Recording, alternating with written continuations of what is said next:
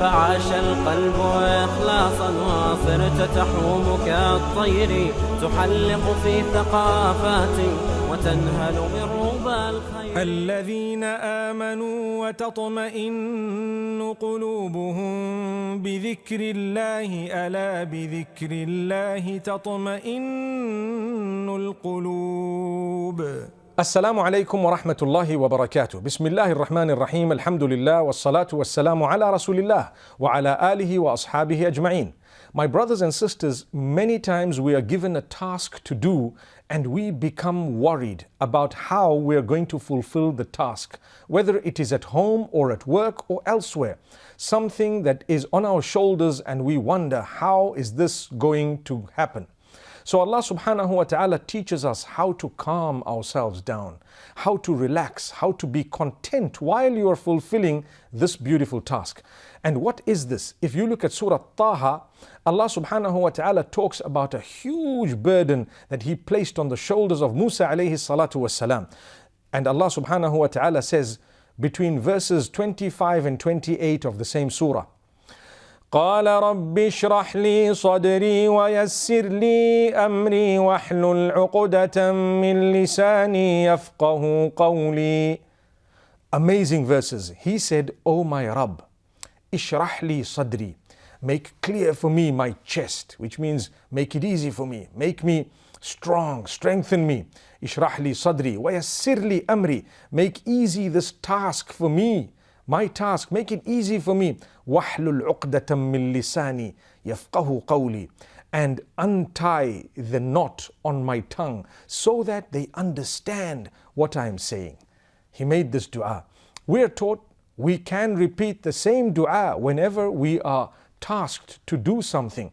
رَبِّ اشْرَحْ لِي صَدْرِي وَيَسِّرْ لِي أَمْرِي وَاحْلُلْ عُقْدَةً مِّن لِسَانِي يَفْقَهُ قَوْلِي. Especially when you're asked to speak to people, when you're asked to say something, it is very important you hand your affairs to Allah. You say a short prayer for the sake of Allah subhanahu wa ta'ala so that Allah will help you. And you then be calm and relax. Allah will take care of things.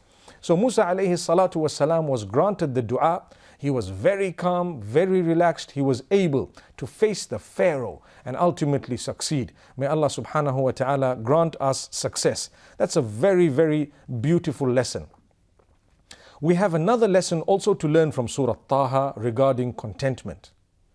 When we speak to people, we should always use soft words. Even when speaking to your enemies, use soft words. Allah subhanahu wa ta'ala says to Musa alayhi salam and Harun, فَقُولَا لَهُ قَوْلًا لَيِّنًا لَعَلَّهُ يَتَذَكَّرُ أَوْ يَخْشَى. Both of you should say words that are soft to the Pharaoh. Perhaps he might be reminded. Perhaps he might be fearful of Allah. He might learn his lesson. If you are to be harsh, even with your enemies, perhaps the enmity will become more, and perhaps a war may begin where the losers, everyone loses. May Allah subhanahu wa ta'ala grant us protection. So part of wisdom and part of achieving greater contentment even with your enemies around is to say words that are calm, filled with softness. Don't use hard words. My brothers and sisters, many of us are little pharaohs in our own homes where we use terrible words. Soften up. Use soft words. Use beautiful words, kind words. Swallow that anger of yours. You will achieve contentment. If Allah is telling Musa alayhi salam this regarding the Pharaoh who was the worst of the time, none of us are better than the Prophet Moses, may peace be upon him. And none of the people we would ever address can be worse than the Pharaoh who actually thought himself to be a god. May Allah subhanahu wa ta'ala grant us protection. And then we learn in verse number 72 a beautiful lesson regarding the magicians who were called by the Pharaoh. They were to be paid by the Pharaoh. They were to be compensated by the Pharaoh for their magic. When they saw the clear signs of Allah, they became so close to Allah because they surrendered to Allah. There was a calmness that overtook them.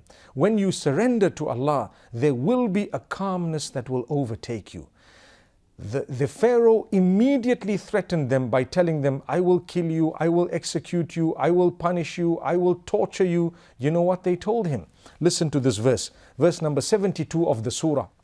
فَقْضِ مَا أَنْتَ قَاضٍ إِنَّمَا تَقْضِي هَذِهِ الْحَيَاةَ الدُّنْيَا إِنَّا آمَنَّا بِرَبِّنَا لِيَغْفِرَ لَنَا خَطَايَانَا وَمَا أَكْرَهْتَنَا عَلَيْهِ مِنَ السِّحْرِ وَاللَّهُ خَيْرٌ وَأَبْقَى. Indeed, beautiful lessons we learn from reverts, those who had just converted to Islam. They were magicians, they had just accepted Islam. And Allah subhanahu wa ta'ala says they were so content, so calm. When the Pharaoh threatened them, they said, do what you want. You can do what you like, you can rule against us with whatever ruling you wish. Because you can only punish us in this world. You can only make decisions regarding this world.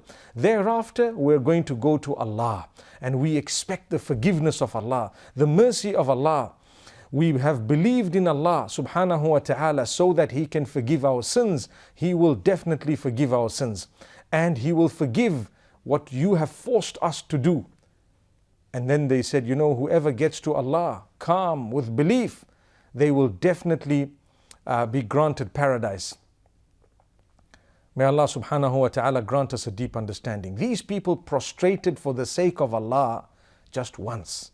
Thereafter, according to some narrations, they were executed. They didn't lose their contentment. They were happy. They knew that we're going back to Allah. Allah's going to be pleased with us. They were persecuted, but they were content. They were calm. One prostration earned them paradise.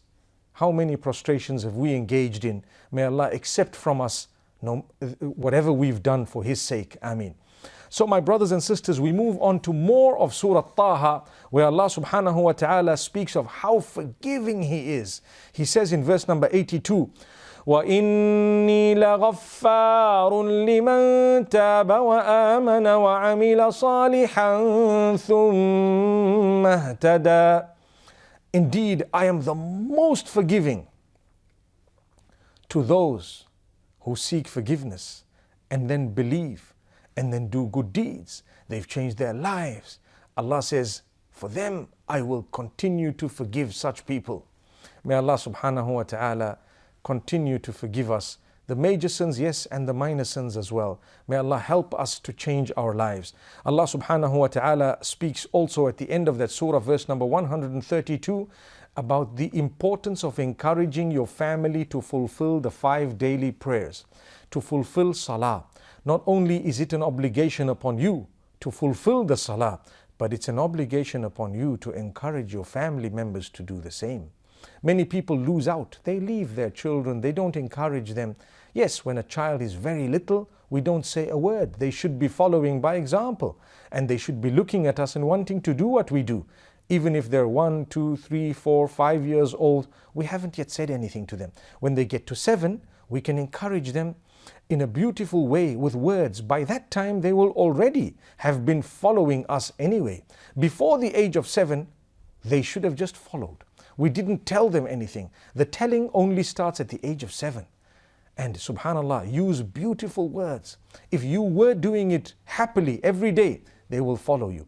At the age of 10, you can apply a little bit more pressure upon them. May Allah subhanahu wa ta'ala make it easy for us. In fact, that hadith says that at the age of 10, you should separate the beddings of your children.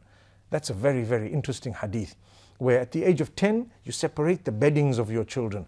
May Allah subhanahu wa ta'ala grant us children, and may those children be the coolness of our eyes. Ameen. We move on to Surah Al-Anbiya, the next surah where Allah subhanahu wa ta'ala speaks about the prophets of Allah, the struggles they went through, what they were made to go through, the persecutions, and how calm they were, how much they kept on calling out to Allah. They did not lose hope. How many of us lose hope in the mercy of Allah? You lose hope, you lose contentment. You have hope, you have contentment. So be hopeful and Allah will grant you that contentment. Ibrahim alayhi salam, young boy, was cast into a fire which was prepared by his own people. His father was at the head of it. Imagine, the father was prepared to throw his child into the fire and ultimately did, simply because he told him, worship your Maker alone. When we are upright and we want to worship our Maker alone, be prepared to be persecuted. People might say bad things about you. They might think that you're a bad person, but keep going. Keep going for the sake of Allah. Be kind. Prove them wrong. But don't lose your faith in your Maker. Never. Ibrahim alayhi salatu wasalam, when they told him, we're going to cast you into the fire, what could he do? He was a young boy. He was still so content. And he says, Hasbunallahu wa ni'mal wakeel. Indeed, Allah is sufficient for me. Allah is sufficient for me. And He is the best disposer of my affairs. Whatever He does shall be the best thing that could have been done. And Allah subhanahu wa ta'ala says, at that juncture, we issued an instruction to the fire. That instruction is made mention of in verse number 69 of Surah Al-Anbiya, where Allah says, we told the fire, Ya naru kuni bardan wa salaman ala Ibrahim. O fire, we want you to be cold, and we want you to be a means of peace, security for Ibrahim. We want you to be a means of peace for him.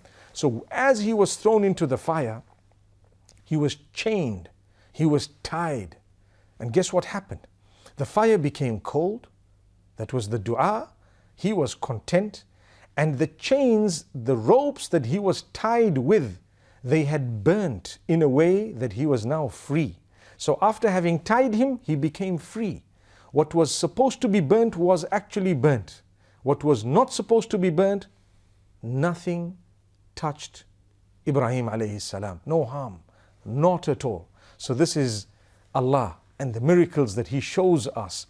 The minimum that we have is the contentment. May Allah subhanahu wa ta'ala grant every one of us goodness, contentment and happiness in this world and the next. Remember to rely on Allah. أقول قولي هذا وصلى الله وسلم وبارك على نبينا محمد. الذين آمنوا وتطمئن قلوبهم بذكر الله ألا بذكر الله تطمئن القلوب.